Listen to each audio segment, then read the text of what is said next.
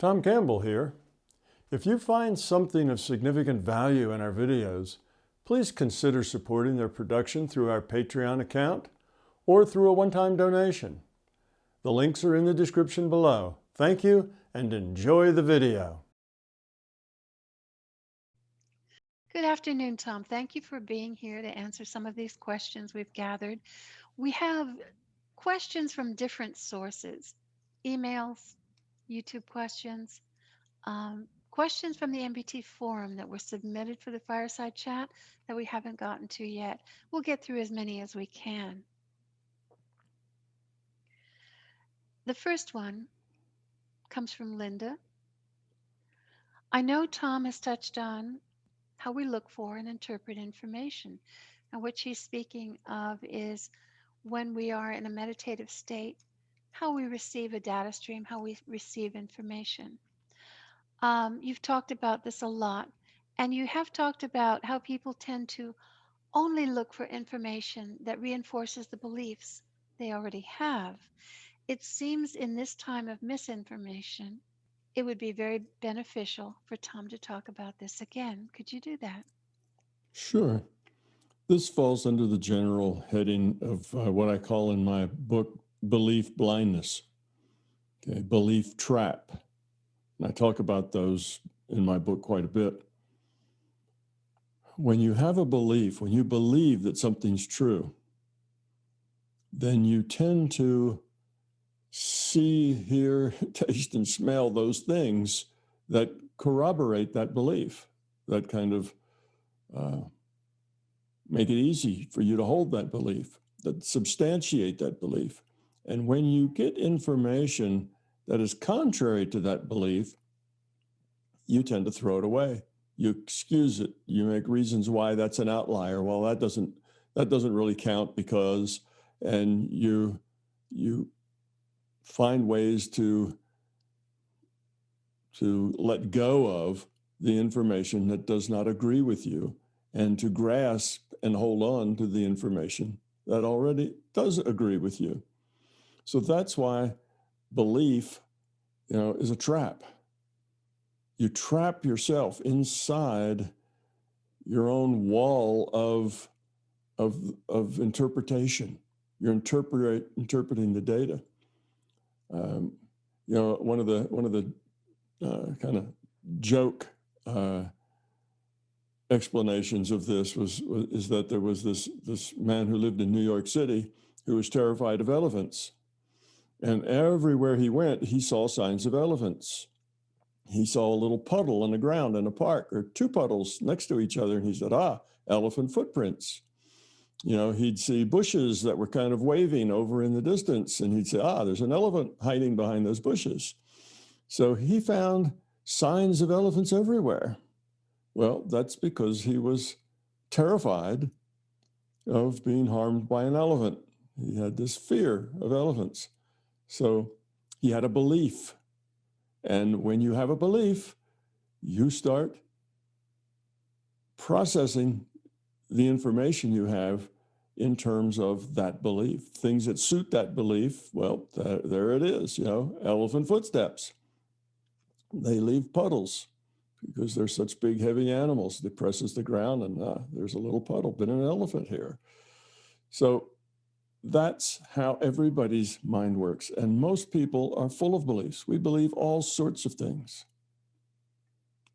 We believe things due to our culture, just because we happen to be in what we call Western culture. We have certain beliefs that come with that. We believe things because we live in a particular country. There are beliefs that are national as well, where people in that country tend to believe these things. And you just get that belief because everybody around you believes it. So you just believe it too. And we don't question the things we get that way. So we get beliefs from our culture, from our country, maybe from our state, from our communities, from our religion, from anything we belong to, the people we associate with, from our families. So we come with beliefs, which means we are very prejudiced and very, can I say, biased when we look at that data stream that comes to us that defines our reality. And we sort through all those possibilities and take out all the ones we like, which are the ones that are like us, have the same ideas that we have. And we keep those as obviously being correct. And all the rest we throw away as useless, doesn't make sense, couldn't be true. So yes, that's the way we are. So that's one of the ways that we create our own reality is through our interpretation of the data we get. So that man who was afraid of elephants, he created a reality in which elephants were around all the time. Even though he was in a big city, in his world, in his reality, elephants existed. And usually they were smart enough to keep out of sight because he never actually would see one, but he saw traces of them everywhere. So it's that kind of thing. So yes, we see a lot of that today. We see a lot of people who have turned their beliefs into facts. Now, we do that automatically because if we believe something, then that becomes a fact for us. That's what belief means. We believe this is true. Well, then this becomes a fact to us. So all of our beliefs, we don't see them as beliefs. So you ask somebody, well, what are your beliefs? They can't list but 2% of them. Most of the beliefs they have, they don't see them as beliefs. They see them as facts. That's just the way it is. It is that way. And if somebody comes up and tries to tell them, well, no, it isn't. It's not that way at all. They discount it. That person's crazy. That person just doesn't know. That person's stupid. That person is ignorant. And you can't get through that barrier easily. Once you find someone who's committed to that belief, then that belief defines them. It defines their reality. And to go in and tell them, oh, your belief is incorrect, kind of rearranges, tears up their reality. Now there's all sorts of things they might have to question if they let that one go. So they tend to hold on to them because that's safer. That feels better. To have your reality torn up and say, well, geez, if I believe that and that's wrong, there's all kinds of things I might have wrong. Let me just resort through my whole life and change everything. People don't want to do that. They don't want to admit I'm wrong. That doesn't feel good. That's not a warm fuzzy. That's a cold prickly. They want to say, you're wrong. They want to say the other person's wrong. Well, would you say that it reinforces how they want things to be, Well, how they would like things to be? Sure, that's part of how you come to a belief. You come to believe things for many reasons. Some is just because that's what you're told, and you just believe them. That's your cultural beliefs and so on. A lot of your national beliefs, a lot of your religious beliefs are just because you're told and you believe them. But other beliefs that you have are beliefs because that's the way you want it to be. And that's because the way you need it to be. Because if it were any other way, it would point a finger, maybe, let's say, of blame on you. Let's say if you say the reason I'm angry is because George makes me angry. Well, and you believe that. And you would say, well, I'm not an angry person. I don't have anger problems, but George makes me angry. You see, now you're blaming George for your anger. Okay, now that's a belief. And many people believe that other people make them angry. But you see, it doesn't work that way. It's your choice to be angry. That's a conscious choice. Now, it's not necessarily a choice coming out of your intellect. The intellect doesn't think, oh, I should be angry now. It just happens. But it's part of you and who you are. It's the way you see the world. That's why you're angry. And that's about you, not about George. So when you take responsibility for that, you realize if you're angry, that's you. It's where you're coming from. It's how you see the world. It's you being defensive about your beliefs. It's you being defensive because of your ego. you see, and it's you is the source of your anger. And then you take responsibility for your life. But if somebody comes up to a person and says, you know, George doesn't make you angry, you need to take responsibility for your own life. Well, that person would just be kind of dismissed as a lunatic, dismissed as they obviously don't understand. If they understood like that person understood, then they'd agree that George would make them angry. You see, so when you tell people things that are cold and prickly, or you tell people things that tears up their foundation of their reality, or you try to, point out things that don't feel good, most people just resist. They just deny and resist and don't want to go there because it's uncomfortable. So people walk around full of ego, full of beliefs, and that not only colors but defines their reality. And they live in a different reality than other people. It's not like there's this one reality and we all share it. Everybody lives in their own reality, and that reality is made up from your choices.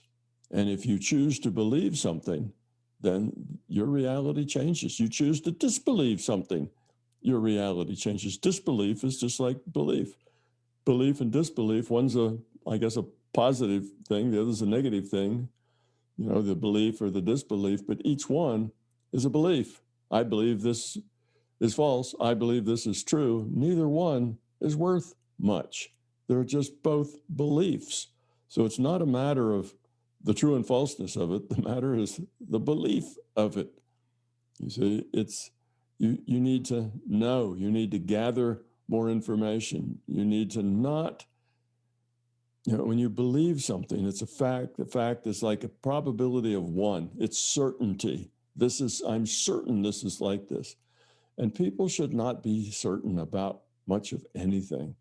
They should keep all of their ideas and opinions with a little bit of uncertainty around them, a little bit of skepticism around them that says, well, this is the way I think it is, but I don't necessarily know everything about everything, so I could be wrong. So let me always be open for information that's contrary. And when I get information that's contrary, I'll study it. I'll look at it and see if it might be wise to change my mind. So you see, if you keep a little uncertainty around the edges of things, you might be 99.9% sure that this is a fact, but don't be 100% sure, because when you're 100% sure and the probability is one, then you basically deny everything else. You refuse to look at any evidence that's contrary. Whereas if you say, well, this is my opinion, but my opinion could change if I got new information, well, then you will always end up in a better place if you don't have any beliefs, if you're not trapped with your beliefs, if you're not behind that wall that you create out of your own choice of how you interpret things. So that's the idea. That's the advice, is that have very few zeros and ones in your probability. Things are absolutely never or absolutely always, or it is this way or it isn't.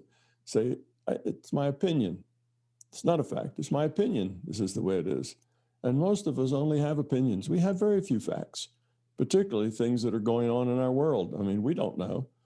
We listen to newscasts, but are those newscasters, are they telling us facts or are they telling us their opinions? We don't know. The only way to know would be to get on an airplane and go to wherever that news is happening and become a part of the story, get involved in it. Then you might know what the facts were. But as long as you're getting it secondhand and third hand and fourth hand, which is what we get when we listen to news and we get stuff out of the internet, very little of that is firsthand, then you should not be too sure. And even if you are getting it straight from somebody who's there on the scene, they still may be giving it to you from a biased viewpoint.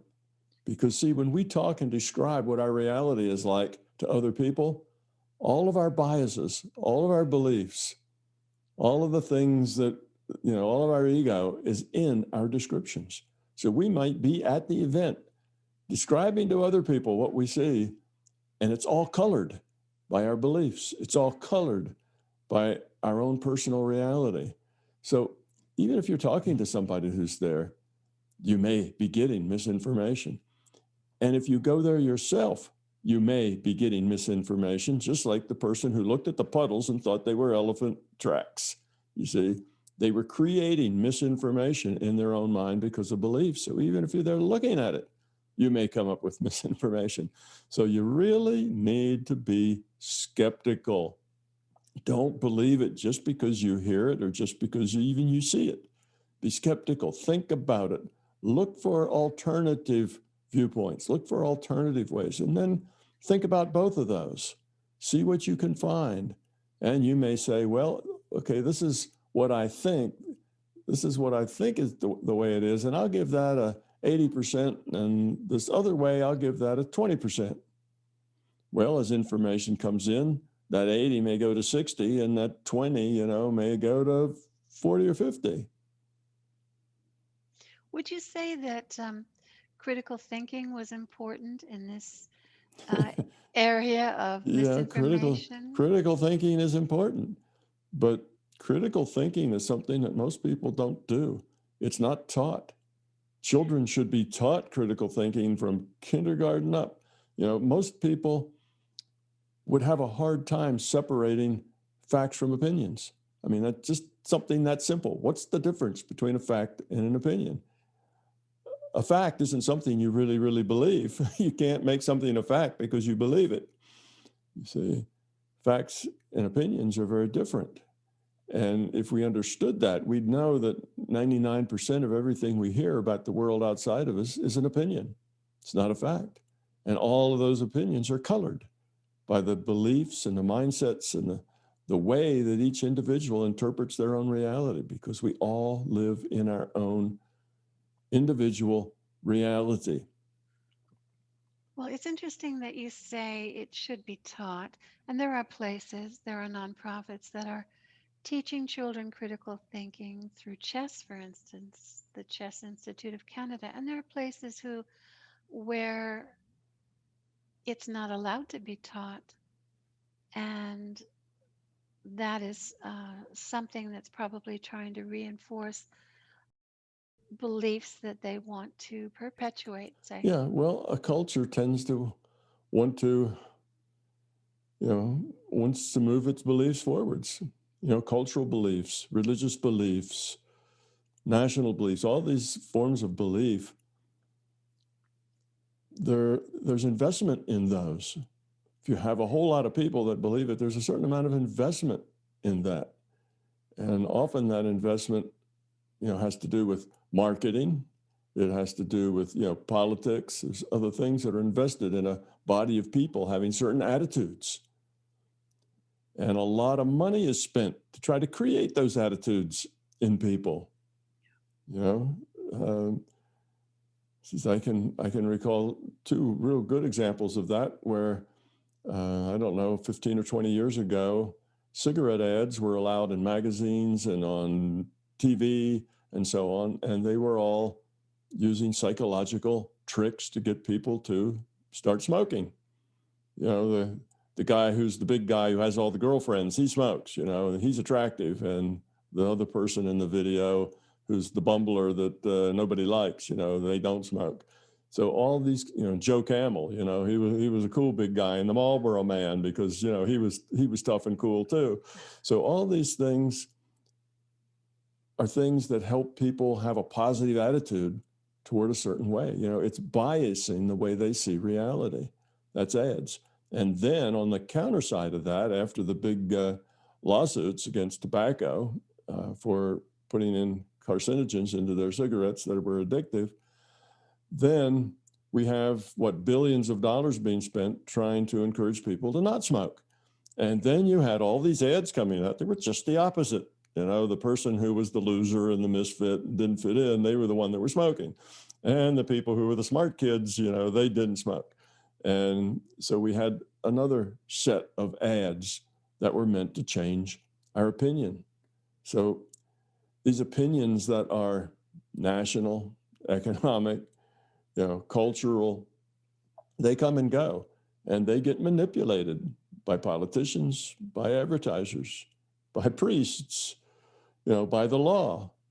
There's a lot of things that make up us, and if we're part of a culture, we take on all those ideas, and they become facts in our mind. And a little critical thinking would be good if people would do that. But the basic concept of belief is antithetical to critical thinking. Belief says this is the way it is. This is the truth. These are facts.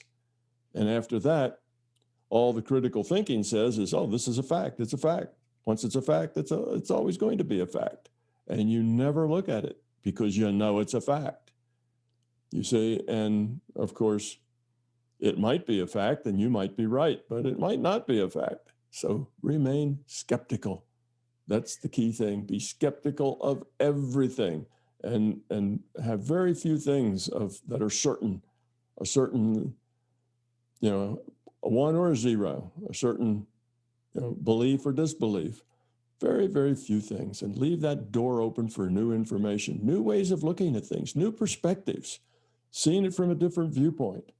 And if you do that, your life will get a lot easier and a lot less complicated, and you'll understand other people a lot better if you start allowing all those other ideas and opinions, that other diversity of thought, comes into your mind. So you don't just hang out with people who believe the same thing you do, because then with that absence of diversity, then you never get that information that challenges what you think. So I like that very much, diversity of thought. Now, that applies to the information here. We need to look at things and consider them and listen and see the direction that it's going in order to discern, um, more factual information. Now, would you say that there are dreams? There is intuitive information. Would you say that that's colored by beliefs as well? yes, it is. It's colored by beliefs as well, and we need to be just as skeptical of that as we are of any other information. Information's information. It comes to us in a data stream, and we color it. So if we get intuitive information, we color that information. We get data. Okay, data and information are a little different. Data is the thing you use to transmit information. You take information, put it in data, send it to someone. Okay, so it takes a consciousness to create the information, and you can put it into data. The data can get sent someplace. Another consciousness can look at that data and interpret what it means. And when another consciousness interprets what it means, it gets colored with that consciousness's beliefs and understandings and ignorance and knowledge and all those things, all fears, all those things color that information. So that information really is unique to the consciousness looking at it, because they interpret it in their own way. And it doesn't matter whether that data came from a data stream straight from the larger consciousness system to you, or whether it comes from your daily newspaper or your favorite podcast on the internet. Doesn't matter. It's all the same. You get data. You have to interpret that data. And it's the same idea. Yeah, no matter where that data comes from, you have to always be skeptical of it. You always have to think for yourself. You always have to allow in other possibilities. And you have to not get into a belief trap. So there may be thousands of things in your life, and none of them are ones and zeros as far as probability. All of them have some uncertainty with them, and you're open to the way those probabilities work. You can change them as new data comes in.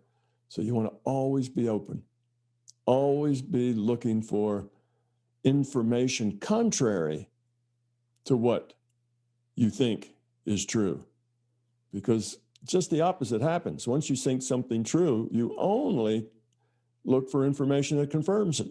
You stop looking at information that's contrary to it.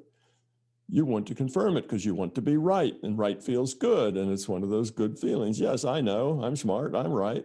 These are facts, I believe them.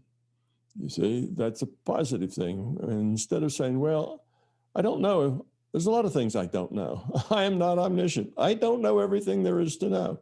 So it's possible there's some information out there that I just don't know that would change my mind. So I'm going to be open to that just in case there's some out there. You see, so then you never really believe anything. You have no beliefs. You have opinions.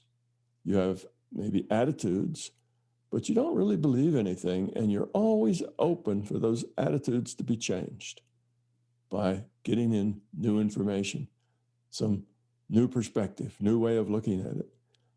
And it's That's really good. good when you do that, because let's say you have an opinion and you've been open about it for years and you've looked at all kinds of information that was contrary to it.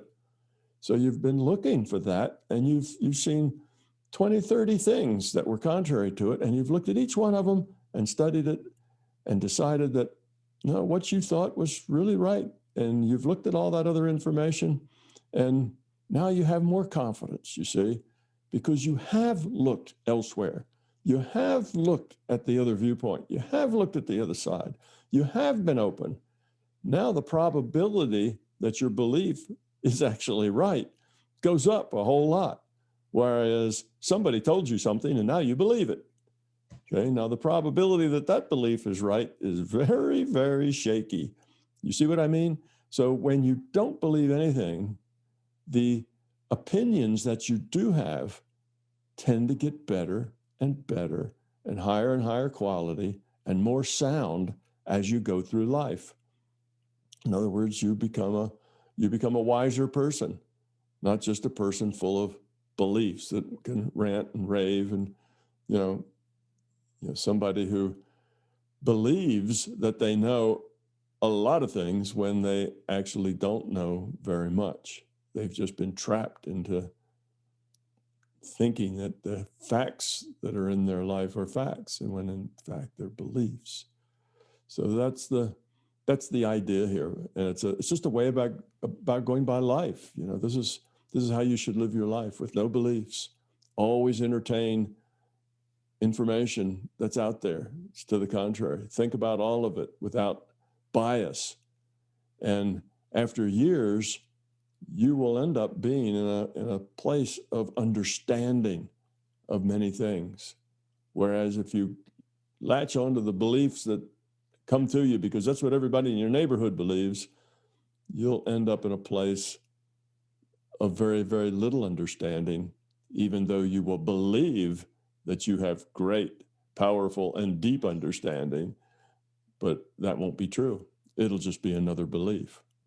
So you see, the only way for you to really generate solid opinions is by being open and not having any beliefs. Otherwise, your opinions are kind of haphazard. That's very good advice. I really like that. You will gain a lot of understanding by doing this. That's one of your gems, I think. All right, we'll go on to the next question then. This comes from an MBT forum question that we did not have time to get to, but we're going to get to all of them um, eventually. This is in date order, so it's to be fair. Um, this question is from Theo. Tom, the theory of everything that you have explains a lot, but also raises more questions, which generates more answers that leads to more questions, at least for me. Seems like a fractal that you talk about. We therefore add data all the time and sort out this information. Same with choices and consequences that lead to more choices. Is this sorting out lowering entropy? If so, is this fractal process infinite towards zero entropy? Do you need a growing number, an infinite number of IUOCs for this? It seems like a trap the LCS finds itself in by becoming conscious. Do you know the book or movie Hitchhiker's Guide to the Galaxy, where a computer has to be built to find the ultimate question? where the humans are the components of this computer. Is this the LCS and us? Okay. Yes, and of course the answer is 42, as I recall. But no, the LCS has not, painted itself into a corner in this way at all. And no, these things that you called infinite are not infinite. Nothing real is infinite. Okay, what there is evolution, growing. And yes, by sorting things out, as you describe it, in other words, looking at information, just what we just talked about, being open, considering all kinds of viewpoints, studying those kinds of viewpoints, not just sorting them out by, oh, here's the ones I believe are true, and here's the ones that I believe are not true. That's what most people do, but all that is just taking your beliefs and making reality fit your beliefs. But if you really look at all the information that you can get your hands on and really study it and understand it, and then come to your conclusions from that, then yes, you're lowering entropy. You're learning. As I said, you're gaining understanding. You become more knowledgeable.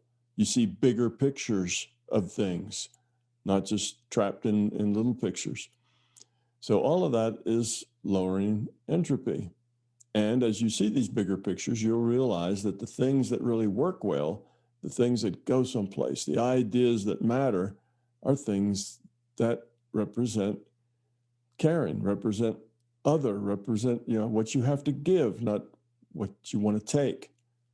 And that all the things that are primarily about you, what you want to take, your needs, your wants, your desires, I need to have all my stuff fulfilled and satisfied, and that's what's most important in life.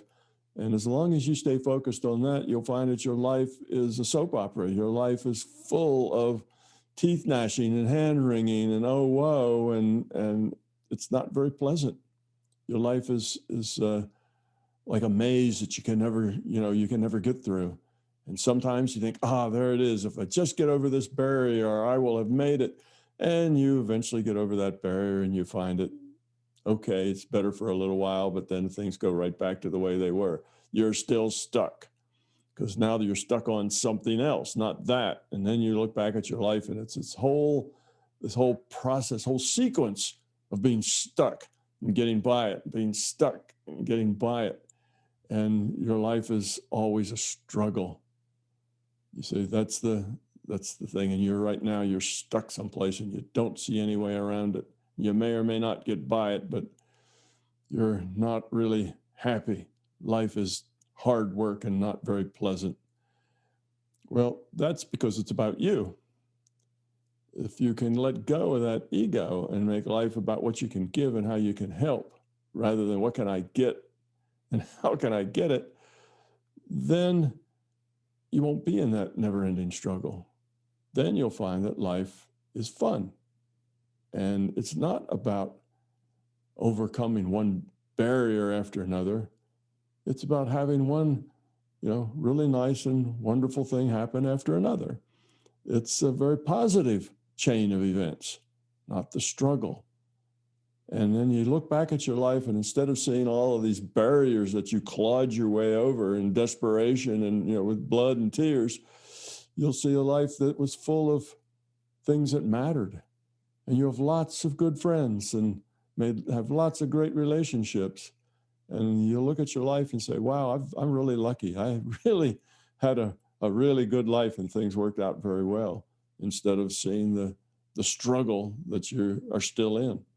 So that's just the difference of perspectives. One way takes you, than the other way.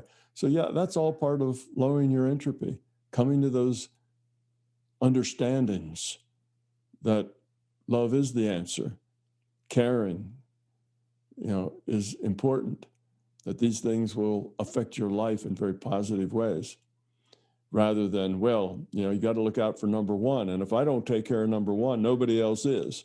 So if I'm just interested in helping other people, pretty soon I'll be in the gutter.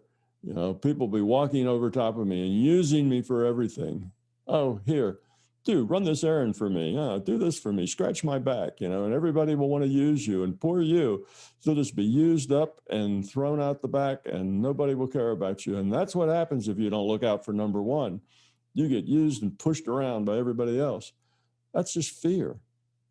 That's your fear talking to you. I'm not asking you to be stupid, and do silly things. I'm not asking you to quit your job and, go join a monastery, You don't need to do any of that.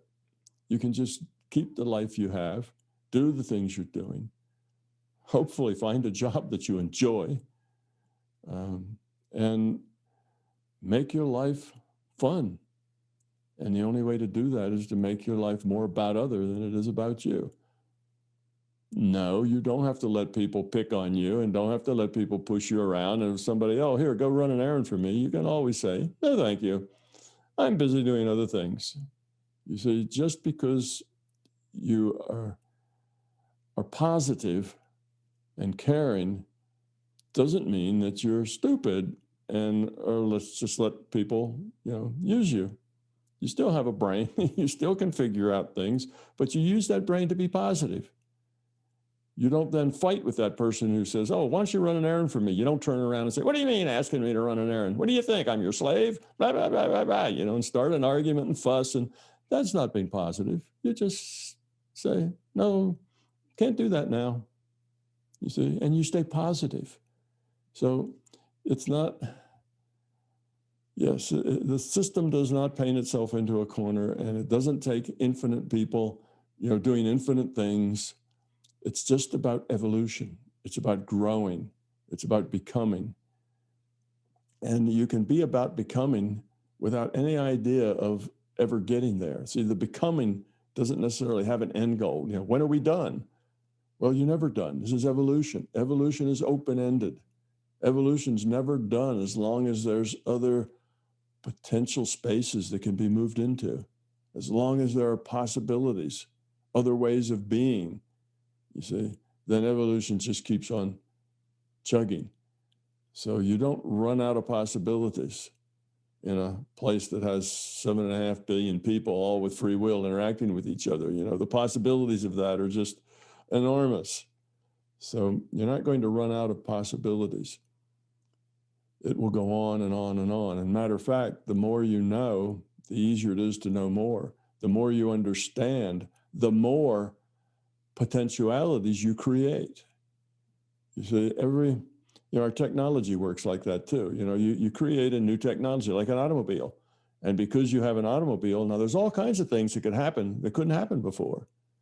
So yes, the guy making buggy whips and buggies is going to go out of business, but there's hundreds of new things that can be done that couldn't be done before. You see, that's the way evolution works. As you evolve, it's not like you're using up a finite number of choices and eventually we'll use them all up. But the choices you make create more choices. The things you learn, the conclusions you come to, the things you're able to give other people, these all have effects that go on, affecting and go on. They raise up more possibilities. So all of this positiveness actually is creating more potentiality, more space for us to move into. So the more of it we create, no, we're not running out. We're not going to run out of it because we're creating it in bundles of it. As we grow up, the amount of choices we have goes up with it.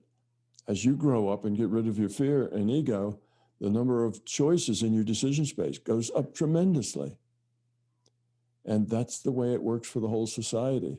So it's not like, well, there's only N ways that the social system can work. And once we're done exploring all of those, game's over. We keep creating new and new possibilities all the time.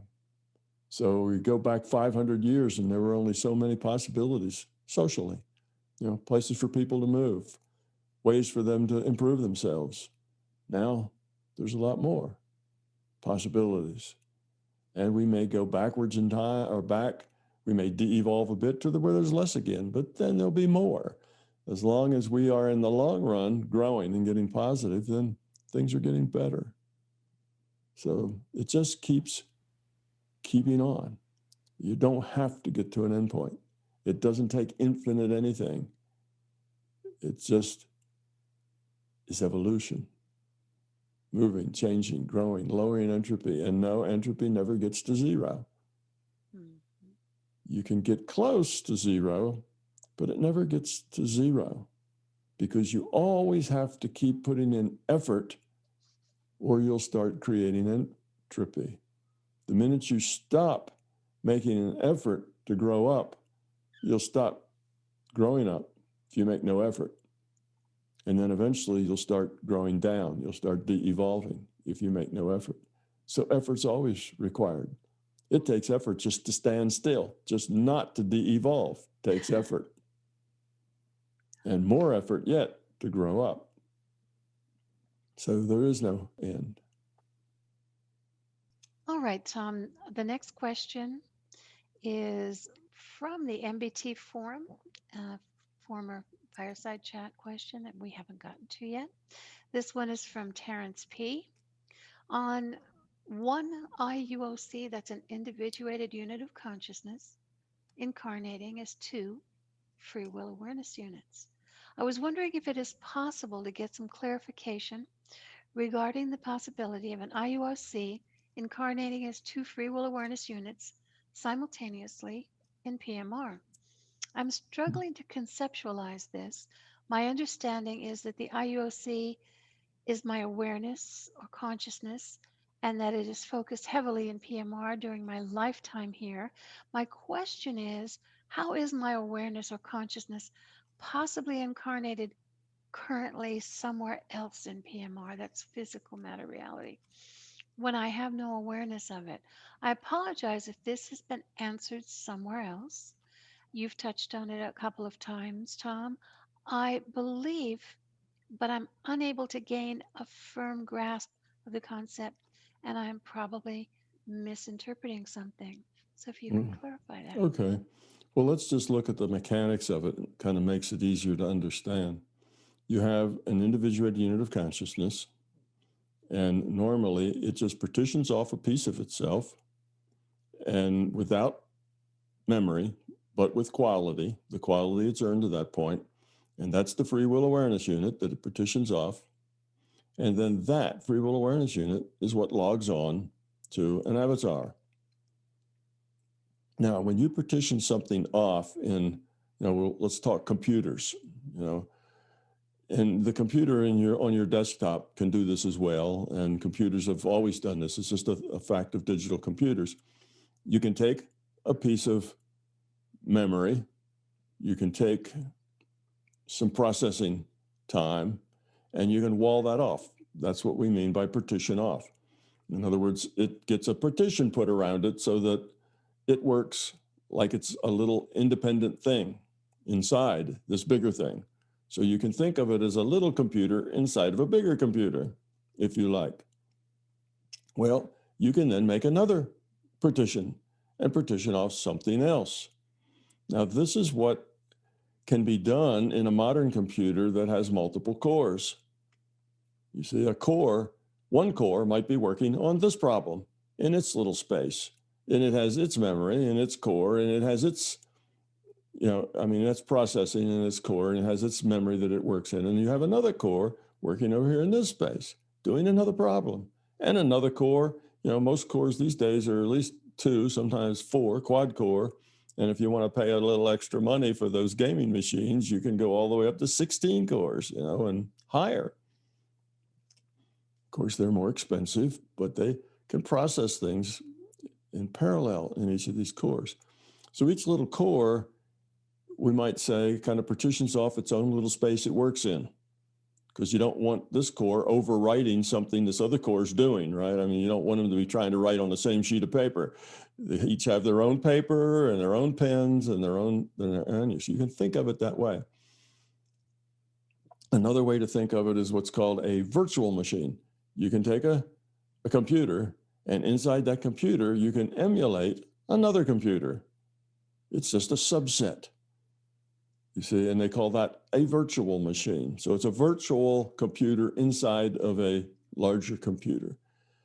So this sort of nesting is something's been done in digital computing since the very beginning.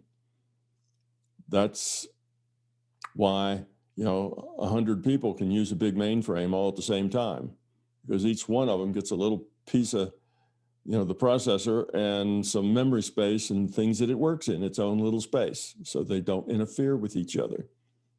So these are the ideas. Okay, now let's take those concepts of partitioning and talk about the free will awareness unit. So you have an IUOC. It partitions off a piece of itself for a free will awareness unit. It can partition off another piece of itself for free will awareness unit number 2. It could partition another piece of itself for free will awareness unit number 3. As long as that individuated unit of consciousness is large enough or has enough capacity and enough capability that it can make subsets of itself that are entirely functional, then it could do, theoretically, it could do as many as it could do. So if it were something that was, had a lot of memory and a lot of processing, then it might share that among a lot of subsets, virtual machines, if you will. You see, and this is what we are relative to the larger conscious system. We, the IUOC, is just a virtual machine running inside of the larger consciousness system. We're a subset of that larger consciousness system. So we could say the larger conscious system partitions off a piece of itself and calls it an IUOC. And that's Tom Campbell. He's that little chunk in there, that partitioned off piece of the LCS. And so is everybody else. Their own little emulation going on inside the larger conscious system, because we're all just one thing. We're really all the larger consciousness system, you see. So that's just another way of conceiving the same thing. We're all subsets. Now, our subset, called an individuated unit of consciousness, it's big enough that it can partition off a piece of itself, just like it was a partitioned off piece of the larger consciousness system. It can partition off a piece of itself to make a free will awareness unit. It's just the nature of digital computing that you can break things, you can partition things into subsets. So the fact that it can do that with, make 2 rather than 1 is not surprising. Now the question is, well, why would it want to do that? Would it really be in its best interest to partition off, say, 100 subsets of itself and send all 100 out to have incarnations at the same time? Or it could have 100 little, free will awareness units out there, all belonging to the same IUOC. But the problem with that is you're using up a lot of resources, but you're not gaining much, because they're all working at the same level. They all went out with the same quality. So you see, it's like taking 100 children, sending them all to first grade. Well, when you're done, you have 100 children that have made it from kindergarten all the way up to first grade. Okay, now they've all graduated from first grade, but still the average level isn't any higher than first grade. You see, it hasn't done you much good as a individuated unit of consciousness. You've just made it from kindergarten to first grade 100 times. Well, that makes you really good at going from kindergarten to first grade, but it doesn't help you that much going from first grade to second grade, because you got a whole new material there. So the system doesn't run in parallel like that. It doesn't run lots of free will awareness units, because it's just not efficient. It isn't efficient to go through first grade 100 times. First grade just isn't that hard. You don't have to do it 100 times to get really good at it. Once or twice is enough. So you don't have to do a lot in parallel. What you do is one at a time, mostly, because learning is a serial process. You got to learn about A before you can learn about B, and you got to learn about B before you can learn about C. Learning always grows on what you've learned before. So a serial process makes more sense. That's why typically it's 1. Sometimes, though, if it's advantageous to the IUOC's need to learn or to grow up, it can incarnate 2.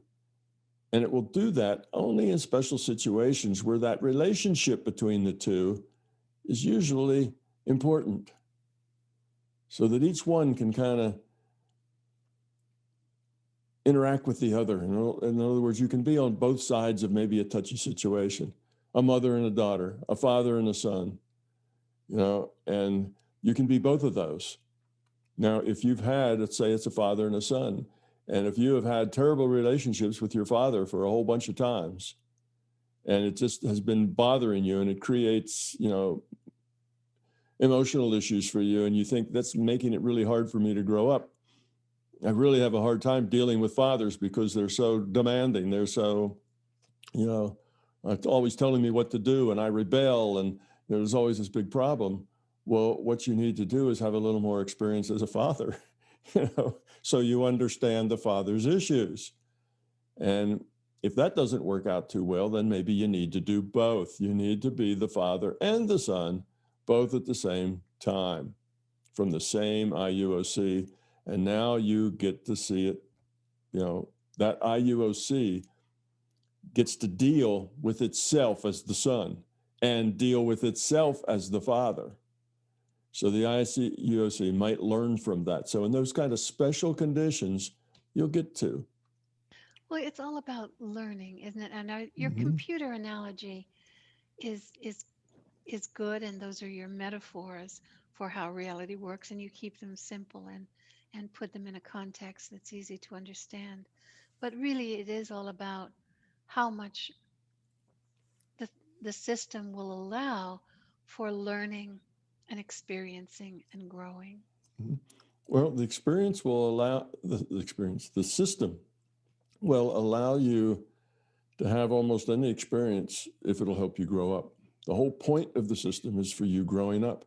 And if you'd say, oh, I really need to have 5, IU free will awareness units all at once. I mean, I just need to do this because I have to see this problem from 5 different viewpoints simultaneously. And if you could make a good enough case that that really would help you grow up, the system would support it, you see. But if you're just playing around and whatever, then the system won't support it. But the system generally will support anything that will help you grow up, because it's your success is its success, because you're just a you're just a subset of it. So as you succeed, it succeeds. So it will help you. So very seldom are 2 simultaneous free will awareness units required. Mostly one is the most efficient thing, but sometimes 2 have a lesson there that is hard to learn any other way. Sometimes 3, sometimes 4. But every time you go in that direction, it gets further and further out in the margins. So we might say that, 99% are always just 1, or 99.99% are always just 1. And so maybe there's 100th of a percent that's 2, and maybe there's a 10,000th of a percent that's 3, and maybe 1 millionth of a percent that's 4, and you get further and further out in the margins as far as how often this happens, because those situations that require it don't happen that often. Usually there's a more computer-friendly, more economical way of going about solving the problem, rather than, spending the resources that way. So now the question, why, if you have 2 free will awareness units, doesn't one know about the other? Well, they're in a petition. They're just 2 separate things. If you want them to share, you could build that in. This is a digital computer. You can build in, whatever you want. You could say, well, I want free will awareness number 1 and free will awareness number 2 to share this kind of data. Well, then you could build a little data path between them just to share that kind of data. So they would be aware of each other's attitudes. Maybe the father and the son. The father would be aware of what the son is thinking and feeling, and the son would be aware of what the father's thinking and feeling, and you're going to share that data between them. So you just set that up and there it is. But if you want them to be entirely independent, you don't share the data. See, that just depends on what you're trying to do and how, what your strategy is for your maximum amount of learning. So you could set it up that some of the data is shared. You could set it up that none of the data is shared. You could set it up that all the data was shared. And the 2 of them are both totally aware that they are both people. And I'm sure that if you search long enough, you probably find examples of all of the above. Almost anything that can happen does happen. It just happens very infrequently. So you can probably find examples of all of those. And it's the same with us. We, as individuated units of consciousness, we're virtual machines inside the larger consciousness system. We're subsets. We're partitioned off pieces of the larger consciousness system. And we can share with each other. Okay? We have conscious to consciousness connections. We're all in the net. So we can share, but we can turn it off. We can turn it on. You see, the system can talk to us. We can talk to the system. We're all there and we're shared. Or sometimes we don't share at all. We're just all by ourselves out there on our own little lonely island because we believe that that's the way it is. We believe there's nothing else in existence except our little island. And therefore, we never make the connection. So we never share with other people because that's the way we are. So you see, almost anything's possible. It's just whether or not it's actually a good solution for learning, then it's likely to happen. It may not happen often, but it's likely to happen as it comes up. So that's all. There's nothing really too amazing about it. It's just the nature of digital computing that you can wall off, partition off subsets of it to make little virtual computers, or in this case, virtual, IUOCs that are really part of something bigger. Now, we tend to think of these things separately because that's just the way we think. From being in this virtual reality, we tend to make everything separate and apart from us. So we see, IUOC here, IUOC over there, IUOC, everything's separate. Larger consciousness system someplace else. And we see all these things as separate. Free will awareness unit, that belongs to the IUOC, but it's a separate thing in the game. And we like all the piece parts to be pulled apart because in our virtual reality, no two things can occupy the same space at the same time. All of us need to be separate. But that's not true in consciousness space. You see, consciousness space is this information system.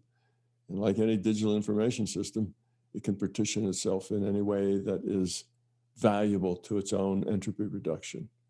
So that's basically what's going on there. That's really a really fascinating way that you have stated that.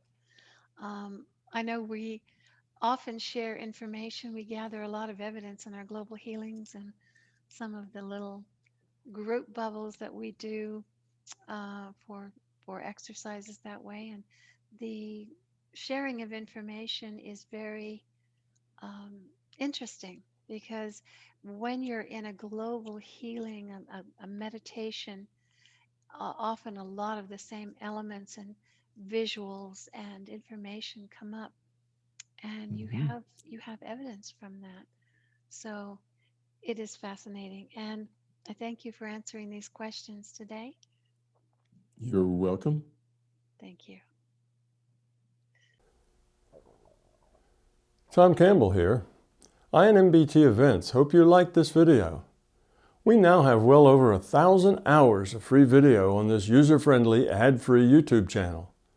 Though these videos are free to our viewers, they represent many thousands of hours in production and editing, and many thousands of dollars invested in video and audio equipment, along with the required computers and software to store and process the raw video into finished products. So far, all of this content has been funded directly out of our own pockets. Be assured, we will always continue to do what we can. It's our life, our purpose, a labor of love that we will continue to pursue as best we can. However, those pockets are not as deep as they used to be. Thus, we are now seeking to augment our resources with support from our viewers. If you find something of significant value in our videos, please consider supporting their production through our newly created Patreon account or through a one-time donation. The links are in the description below. Thank you.